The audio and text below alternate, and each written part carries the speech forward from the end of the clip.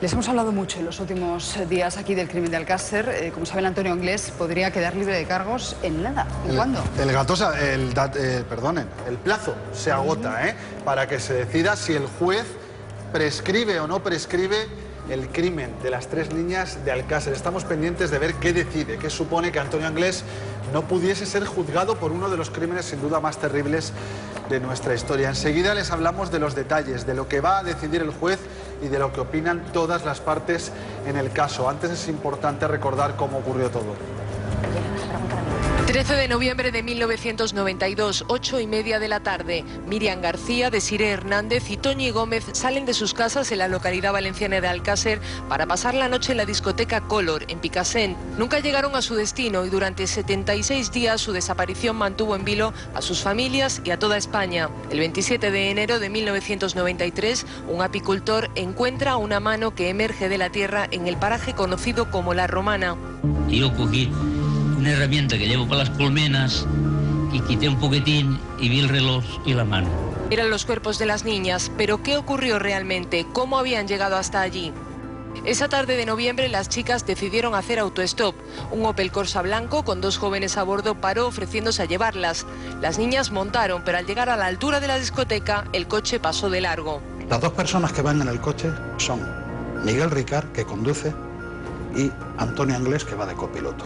Antonio Anglés se gira y la emprende a puñetazos con las tres que están detrás. Golpes y pistoletazos en la cabeza.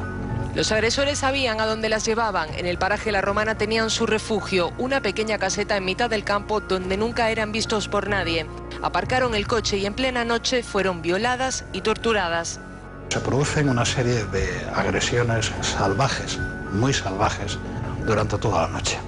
Ya de amanecida, deciden estos dos individuos que ya ha terminado aquello y a fuerza de golpes las conducen hasta la explanada que hay donde han aparcado el coche y les descerrajan un tiro en la cabeza a cada una de ellas. Una vez consumados los crímenes, Ricard y Anglés tapan los cuerpos con una moqueta y los entierran en una fosa. Ambos regresan a casa, pero no contaban con haber olvidado en el lugar de los hechos una prueba fundamental. La policía descubre una receta de la Seguridad Social.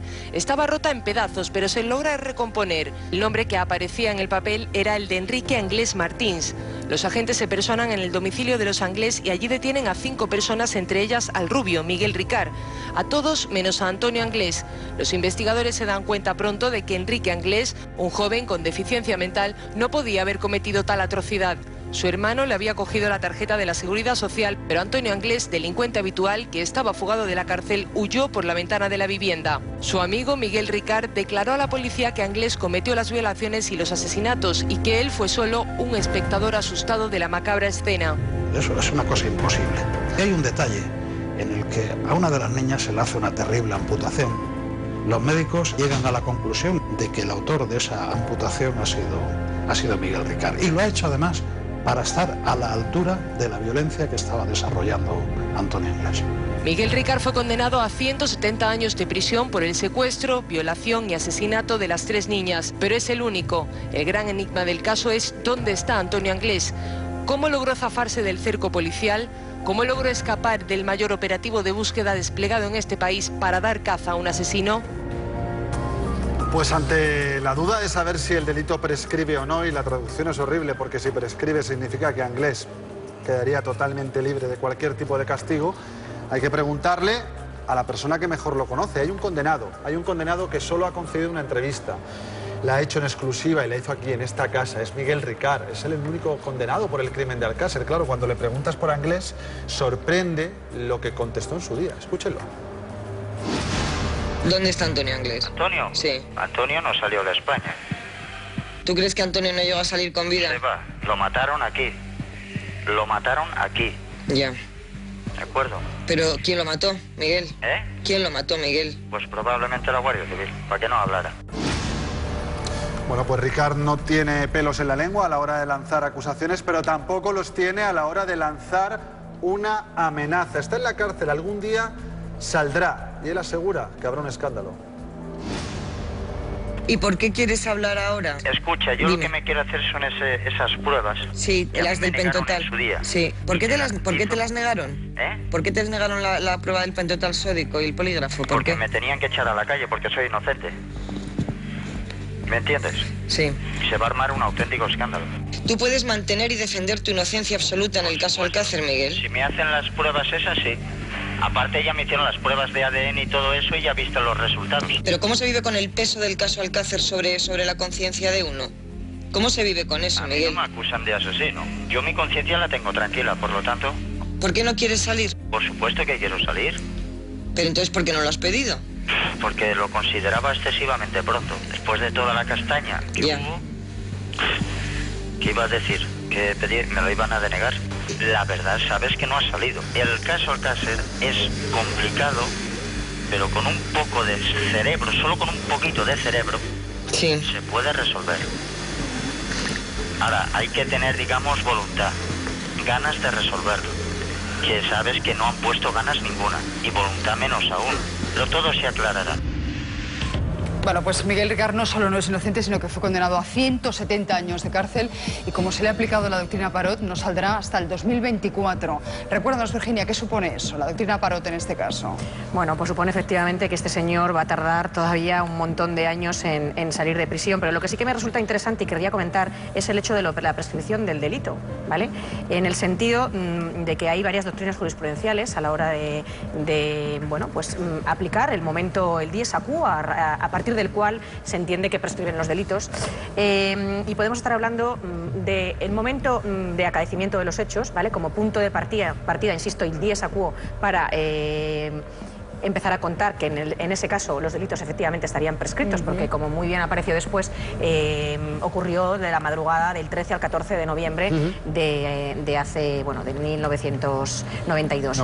Y en el segundo lugar, bueno, estaríamos en el caso del momento en el que aparecen los cadáveres, ¿no? Que se puede entender también como el momento para entender, el contar el plazo para la prescripción del delito. Yo creo que su señoría deberá analizar, que por eso ha dado traslado a todas las partes, cuál es el criterio que a él le parece más interesante, porque efectivamente aparecieron los cadáveres, pero se sabe el día exacto que ocurrió la muerte. Otra cosa son los supuestos en los que aparecen los cadáveres, pero no se puede determinar exactamente quizás el momento que ocurrieron los hechos. Pero en este caso sí. Pero en este caso sí. Entonces, como se puede determinar exactamente el día que ocurrieron los hechos, yo desde luego, mi punto de vista, y si yo fuera uno del letrado de las partes, podría insistir efectivamente que el dies acuo sería el momento de acaecimiento de los hechos. Hoy finaliza el plazo que el juez dio a las partes para pronunciarse. Como dice Virginia, va a haber de todo tipo. Hay quien se pronuncia que sí, que debe prescribir, hay quien lo niega. Al final será el juez el que tenga que tomar una decisión, porque si no, este caso puede continuar sine die. Lo que tiene sin duda el crimen de Alcácer es un protagonista indubitado, el que se convirtió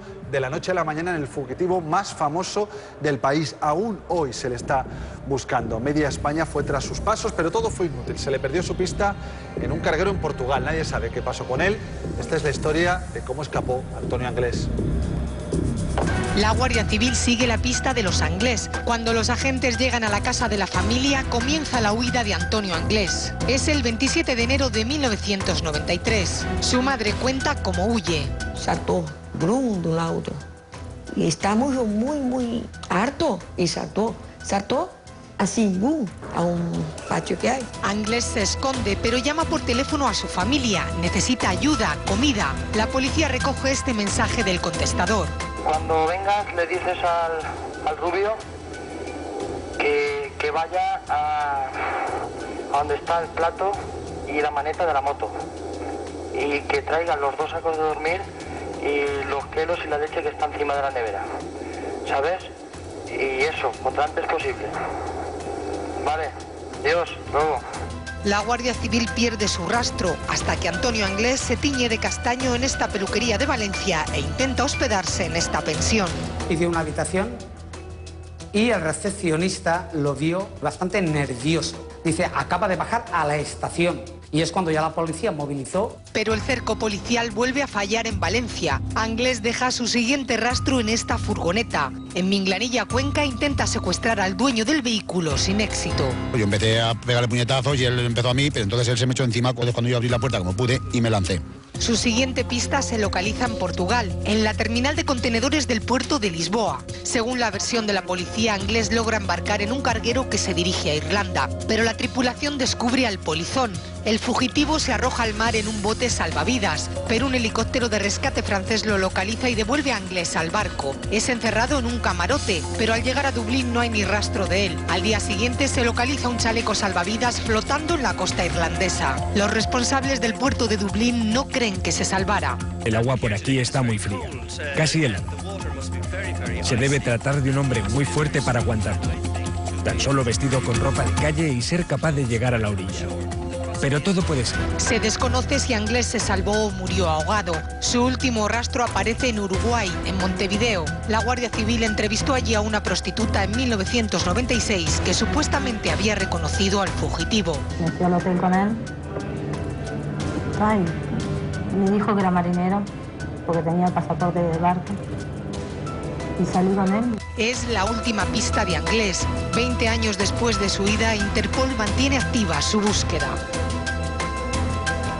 Interpol mantiene activa la búsqueda. Otra cosa sería saber si el Ministerio del Interior, Luis, mantiene activa la recompensa de 50 millones de pesetas al cambio, 300.000 euros, que durante muchos años ofreció por Antonio. No, supongo que será cosa de la crisis también, pero había una partida de 300.000 euros apartada desde el año 93, entonces pesetas, que la decidió el ministro Corcuera cuando el caso Alcácer era un escándalo nacional, y esa partida de 50 millones ya no está apartada. Supongo que si alguien llegara con alguna pista, lo que nos han dicho es que si alguien llegara con alguna pista buena y sirviera para detener a Anglés, porque la Guardia Civil insiste en que llegó vivo a Dublín, si sirviera se le daría dinero de los fondos reservados, pero la partida de la recompensa no está. Y a todo esto que dice la madre de Antonio Anglés, Neusa Martins, ahora tiene 72 años y está convencida de que su hijo está muerto. Escuchen la entrevista que le hacía nuestro compañero Javier Martínez. ¿Usted está convencida de que su hijo está muerto o tiene alguna esperanza de que pueda estar vivo? Yo creo que está muerto. Que la manera que cayó se ahogó o tiró entre un aero del barco y se quedó ya medio así y los peces le acaban de comer. ¿Una hélice se refiere? Eso, la hélice del barco. Y los peces, los tiburones que habían tiburones por allí, la acaban de rematar. Yo pienso igual. Cada uno piensa de una manera, ¿no? Pero Antonio sabía nadar. Hostia, claro. ¿Y el dinero? ¿Le quitó esos 2 millones de pesetas? Sí, creo que era 2 millones. Creo que era 2, no me acuerdo bien. Muchas cosas por hay algo más, aparte de su hijo y de Ricard. Hay alguna cosa que no sé cómo se llama en España, por Dios. Conspiración o algo, alguna... Sí. Hay peces gordos. Sí, sí. Hay peces gordos. ¿Qué pasaría si algún día le dicen, recibe usted una llamada de la Guardia Civil o de la policía y le dicen que su hijo está vivo? No, eso es imposible. Yo creo que diría a otro lado corriendo. Si es que ha hecho algo de la vida. ¿Tú estás convencida de que murió? Yo sí. Durante muchos años, ahora te cuento qué estaban haciendo. Durante muchos años se mantuvo la teoría conspirativa de que Anglés le mandaba dinero a Neusa para mantener un alto tren de vida. Neusa, en esa imagen de nuestro compañero Javier Martínez, va cada semana a una pollería a comprar carne que luego envasa a ella misma, ahí le están viendo con un operario, y vende a sus amigas. O sea que muy bien económicamente tampoco es que le vaya.